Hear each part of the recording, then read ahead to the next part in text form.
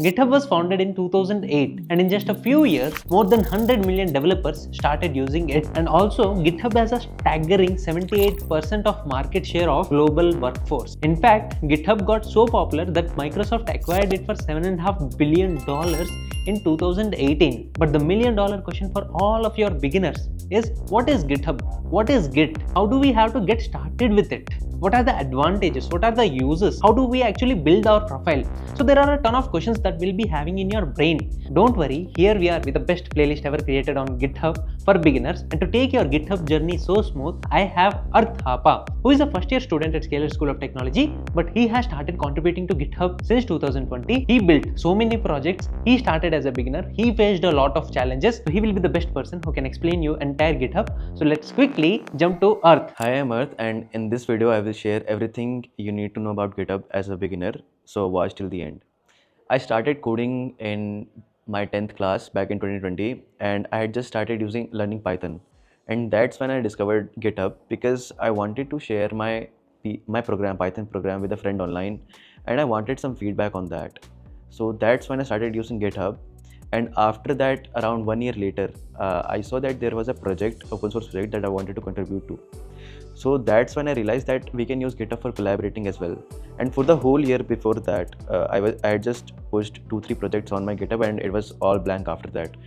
But 1 year in 2021, that's when I realized that, oh, there are more uses to GitHub than just pushing your projects, because other people are also creating projects which you can contribute to. So it was very confusing back then, how to contribute, how to create issues, even creating issues or forking a repo. But it was very challenging back then, especially 4 years ago in 2021, when I was trying to contribute to the open source project where multiple other people were also working, because there were many merge conflicts with files, and it was very challenging. So because it was challenging for me back then, I don't want you to go through the same hassle again. So this playlist will basically serve as what I would have wanted 5 years ago, that would have helped me avoid those burnouts. Before we dive into the uses of GitHub, let's take an example. Let's say you might have a HTML CSS project, or you might have a Python file, right? So what you can do is you can push it to GitHub. So what pushing means? Pushing is basically just that you uploaded your code to GitHub, you uploaded your code to the cloud, right? So that everyone can see it now. So that's the first use. You can showcase your projects on GitHub by pushing your code to GitHub. Let's say you have a friend and he has a HTML CSS project. Now he can't change the color of the button of one of the components in his project for whatever reason. Now he seeks your help. How he can ask for help is, what he can do is he can push his code to GitHub just like you did.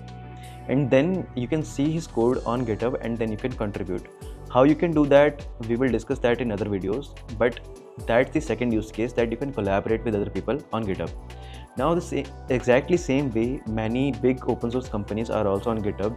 They have huge projects where multiple thousands of developers contribute to the same project.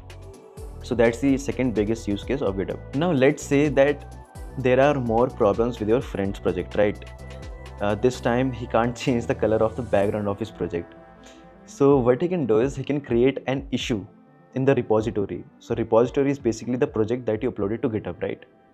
So what he can do is he can raise an issue. It's a feature on GitHub, and everyone can see that someone created an issue in that repository, and then what they can do is contribute to the project and solve that issue.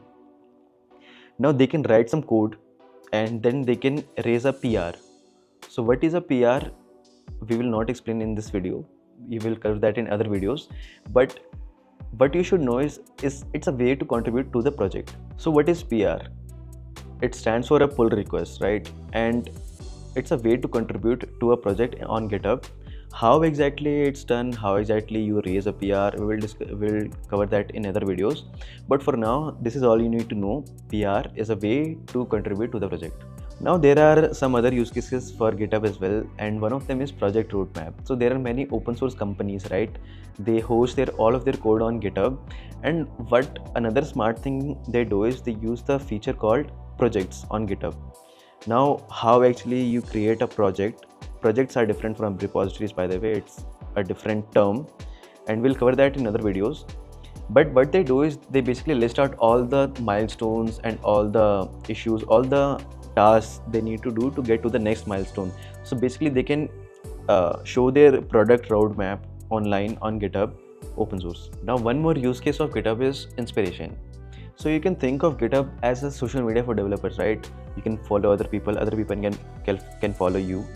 And if you open the GitHub dashboard, you can actually see the other people who you are following are doing on GitHub, which repository they created, which repository they start, which people they started following, right? And what you can do is you can look at their projects, what they created, and you might get inspiration from them time to time. I even get inspiration from other people I follow on GitHub time to time, and I just dive on their projects and what they're doing. Now to conclude, I'm going to show you how the GitHub interface looks like, right? How the GitHub profiles look, right? So this is my profile and this is my bio over here, and this is the readme file of my profile. So this basically acts like your extended bio, right? You can write everything about you here, everything relevant about you, relevant to the platform about you here in this readme file. And a nice short and concise readme file helps let other people know that what you're actually doing in development. And then here is the pin section. Here you can pin some of your most favorite projects on your profile, and this is the meat of your profile. This is the contribution heat map. So this basically shows that in the whole year, how many times you committed, how consistently you coded and push that actually to GitHub, right? So the more green your graph and more consistent your graph is, the better it is, and it helps more with recruiting. And then here you can see all the years you contributed in. And now over here is a repositories tab. Here I can look at all of the repositories I've created, all of the projects I've created and uploaded them to GitHub, right? And then also here is a section called achievements. So these are the badges you receive for doing some certain things on GitHub. So for example, I have the pull shark 3 times badge, which is basically a badge which you get once you merge more than 128 pull requests. So you can think of it as solved more than 128 issues on some other projects on GitHub. So these are basically what you get once you start doing things on GitHub consistently, you start contributing consistently, which is very helpful, by the way. Now these were the basics of GitHub and Git, right? Over the next videos, we'll see how to push your project to GitHub, how to contribute to other projects, how to create issues, and all the other things about GitHub and Git. If you have any doubts, feel free to comment. Thank you so much for watching.